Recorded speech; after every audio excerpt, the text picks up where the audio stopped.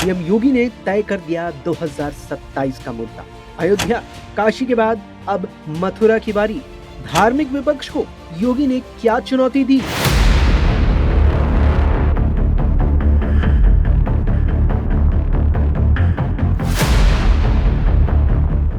मुख्यमंत्री योगी आदित्यनाथ ने हाथरस की अपनी जनसभा में विपक्ष पर जमकर निशाना साधा।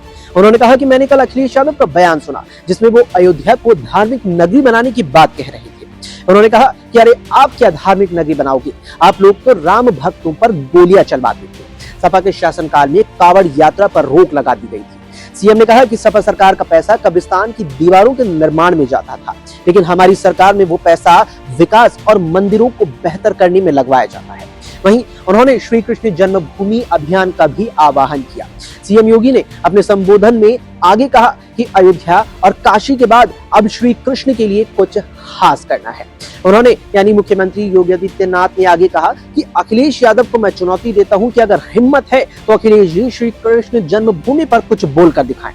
उन्होंने जोर देकर कहा कि जैसे अयोध्या में राम मंदिर के लिए बड़ा अभियान चलाया गया था, ठीक उसी तरह श्री कृष्ण जन्मभूमि की मुक्ति के लिए भी अभियान चलाया जाना चाहिए।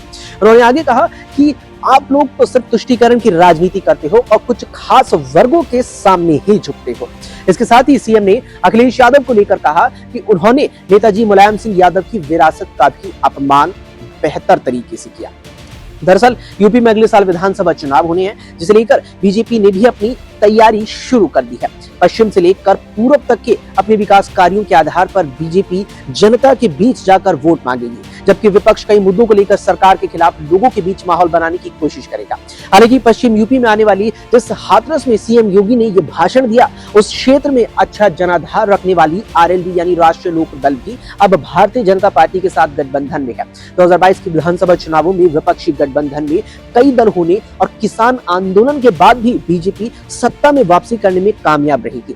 वहीं इस बार समाजवादी पार्टी के साथ न तो आरएलडी है और कांग्रेस के साथ भी अभी पार्टी के गठबंधन का कोई औपचारिक ऐलान नहीं हुआ।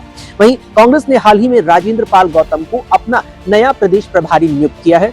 राजेंद्र पाल गौतम ने अपनी प्रेस कॉन्फ्रेंस में सपा से गठबंधन के सवाल पर कहा था कि कांग्रेस बराबर की हिस्सेदारी यानी आधी सीटों पर चुनाव लड़ेगी। हालांकि राजनीतिक जानकारों का मानना है कि उत्तर प्रदेश की 403 सीटों में से पार्टी लगभग 150 सीटें अपने खाते में चाहती है, लेकिन अखिलेश यादव 80 से ज्यादा सीटें देने के मूड में नहीं है। हालांकि दोनों पार्टियों ने 2024 लोकसभा चुनावों में एक साथ चुनाव लड़ा था और बीजेपी को बड़ा नुकसान भी हुआ था, लेकिन इस बार कांग्रेस यूपी में मायावती को भी अपने साथ लेने की कोशिश में दिख रही है।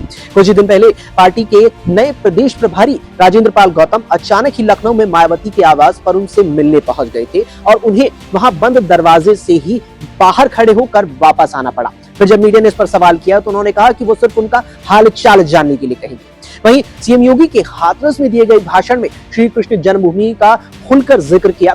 ऐसे में उनका ये मुद्दा उठाना सियासी रूप से बड़ा कदम माना जा रहा है। अयोध्या के राम मंदिर की तरह मथुरा की श्री कृष्ण जन्मभूमि का मुद्दा अगर जनता के बीच जोर पकड़ता है तो बीजेपी के लिए बड़ा मास्टर स्ट्रोक साबित हो सकता है। साथ ही सीएम योगी ने पूर्व की सपा सरकार और अखिलेश यादव पर भी जमकर निशाना साधा। उन्होंने खुलकर पूर्व की सपा सरकार की आलोचना की और कहा कि ये लोग सिर्फ तुष्टीकरण की राजनीति करते हैं और कुछ खास वर्गों के सामने ही झुकते हैं। सीएम ने आगे कहा कि ये लोग अगर इतने ही धार्मिक हैं तो मथुरा और वृंदावन के साथ ही श्री कृष्ण जन्मभूमि के मुद्दे पर भी इन्हें खुलकर बोलना चाहिए। साथ ही मुख्यमंत्री योगी आदित्यनाथ ने अपनी 9 साल की सरकार की कई उपलब्धियां भी गिनाई। उन्होंने कहा कि पिछले 9 साल में यूपी में कोई दंगे नहीं हुए। सीएम ने कहा कि इस साल प्रदेश में कई ताजिया जुलूस निकले, लेकिन कहीं कोई उपद्रव या बवाल नहीं हुआ, लेकिन पहले की सरकारों में ऐसा होना आम बात हुआ करती।